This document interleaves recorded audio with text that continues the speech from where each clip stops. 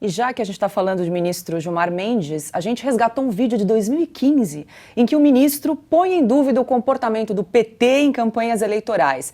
Lembrando que em 2015 ele integrava o Tribunal Superior Eleitoral. Vamos conferir um trecho.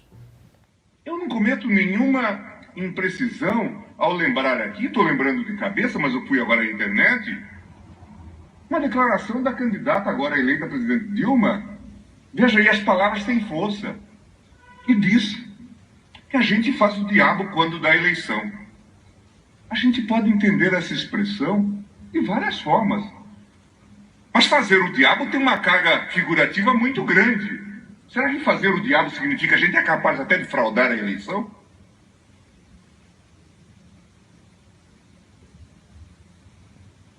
Veja a responsabilidade, inclusive, de pessoas que ficam a falar bobagem. Isso, inclusive em campanha eleitoral. O peso que isso tem no imaginário das pessoas. O que significa fazer o diabo na eleição? Ou essa declaração de 26 de 10 de 2014 do ex-presidente Lula na presença da candidata. Eles não sabem do que somos capazes de fazer para garantir a sua reeleição, a reeleição de Dilma. Repito.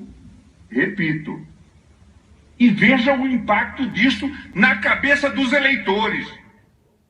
Boa noite, Augusto Nunes. A internet não perdoa. Não. Boa noite, Paula Leal, nossa âncora querida. Boa noite, meu irmão Guilherme, minha parceira Ana. Boa noite a você que nos acompanha. Esse vídeo é uma preciosidade, né? Ele está dizendo, repito, que a Dilma disse em 2014, é uma frase que continua válida, nunca foi demitida a frase pela Dilma. Ela diz que faz o diabo para ganhar a eleição, o PT. E o Lula disse, eles não sabem, nós sabemos sim, mas eles não sabem do que somos capazes de fazer para garantir a reeleição. O que vale para 2014, vale para 2018, vale para 2022. A frase não foi revogada, as declarações não foram revogadas. Se fosse coerente, o ministro Alexandre de Moraes usaria esse vídeo como prova de que o Gilmar Mendes duvida da lisura do processo eleitoral. Isso, segundo o Alexandre de Moraes, é crime e, portanto, o ministro Gilmar Mendes deve ser punido.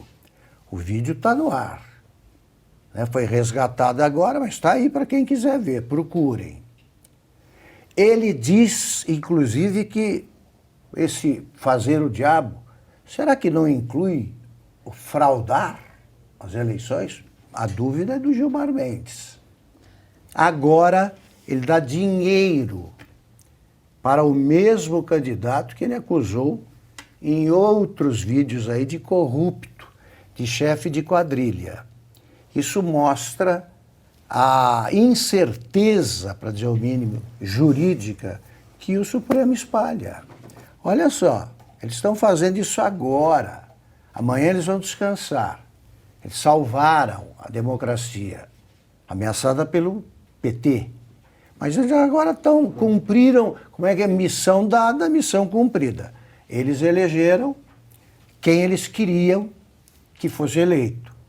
E que é assim, age desta forma, descrita pelo ministro Gilmar Mendes. Não tem repórter por aí capaz de perguntar a um deles o que isso significa. O próprio Gilmar pergunta, o que quer dizer isso? Essa frase tem que ser esclarecida. Por que ele não esclarece essa frase? Ele convive com o acusado, ele ajudou a libertar. Depois de impedir que fosse ministro, porque era corrupto, ele ajudou a libertar para assumir a presidência, continuando corrupto. Isso aí colide com essa autorização que ele deu para estourar o teto de gastos. Imagine se o pedido fosse do presidente Bolsonaro.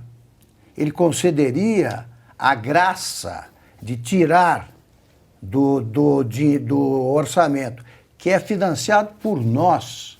É o nosso dinheiro. Ele pegou o nosso dinheiro e disse, isso aqui não conta, não vale. Isso aqui é para o Lula gastar. Ele é o Bolsa Família, é isso que ele está achando que o Lula vai usar para isso? O Lula vai usar para o que quiser. E só para encerrar, o Lula é o primeiro presidente da história, né, se assumir, que sem saber como é que está a situação, pediu mais dinheiro. Por que pediu mais dinheiro? Porque o PT sempre teve um único projeto. É o projeto que, segundo o Celso de Mello, também ministro, que depois apoiou o PT, é o projeto criminoso de poder. Eles querem o dinheiro para eles, não para aplicar no desenvolvimento das coisas aqui no Brasil. Augusto, até seguindo o raciocínio do ministro Alexandre de Moraes, esse vídeo poderia caracterizar flagrante perpétuo, né? Porque está circulando perpétuo, desde 2015. Prova. Exato, prova de crime flagrante perpétuo. Chega e prende. Ele não prendeu todo mundo que não podia, deveria coroar a sua atuação com a prisão de um ministro do Supremo. E falando em vídeo, a gente resgatou mais um vídeo do ministro Gilmar Mendes afirmando como a Lava Jato interrompeu os planos do PT, pelo menos momentaneamente. Estragou tudo. Evidente que a Lava Jato não estava nos planos. Por isso que eu disse, não tem mais relevância nenhuma. Porque o plano era perfeito. Mas não combinaram com os russos. Isso é que ficou tumultuado. A Lava Jato revelou o quê? Eu disse isso. Pelas contas agora do novo orçamento da Petrobras, 6,8 bilhões destinaram-se à propina.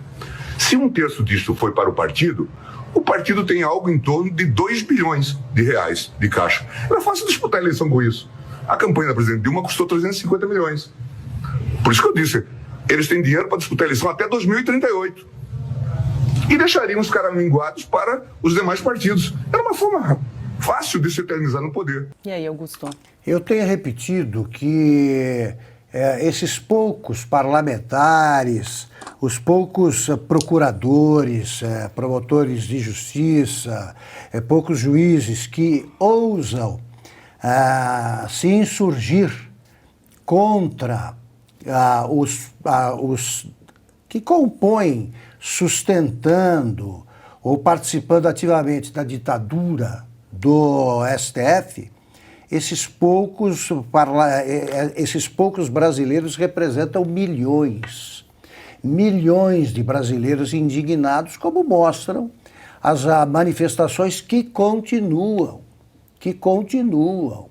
semanas depois do encerramento do segundo turno.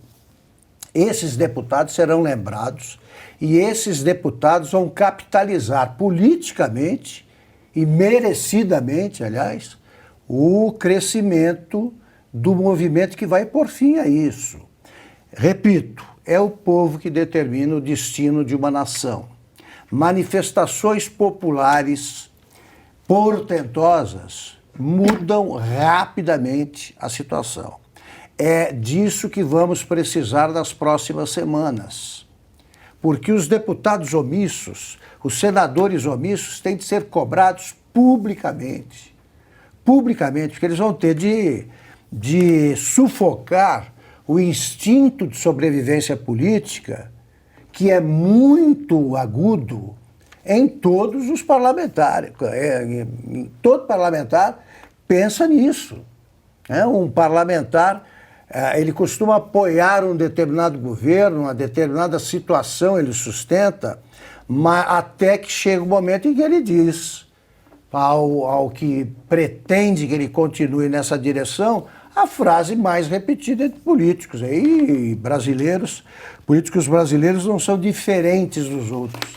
Olha, eu te acompanho até o momento da agonia, mas eu não vou ser sepultado junto com você. Este governo, se começar, vai ser sepultado. E os deputados vão escolher, tá? Se eles escapam antes que comece a agonia ou se eles vão morrer juntos. Porque a morte política no Brasil existe, não só com a morte física, depois da morte física, como ocorria antes. Agora existe a morte política em vida. Exemplo, Sérgio Cabral, depois vamos falar dele. Sérgio Cabral morreu. Vários políticos morreram. Aí é evidente que você tem ainda no palco, você tem centenas de ladrões, tá, de delinquentes e tal, que ainda se valem da falta de informação ou da falta de vergonha de boa parte do eleitorado. Mas é bom saber que os milhões de brasileiros que formavam a maioria silenciosa, hoje aprenderam que em política você precisa falar alto. Só assim a sua voz vai ser ouvida pelos surdos profissionais, como esses que estão aí no poder. Tá? A guerra continua. A guerra continua e ela é travada e só pode ser vitoriosa ali, nas ruas.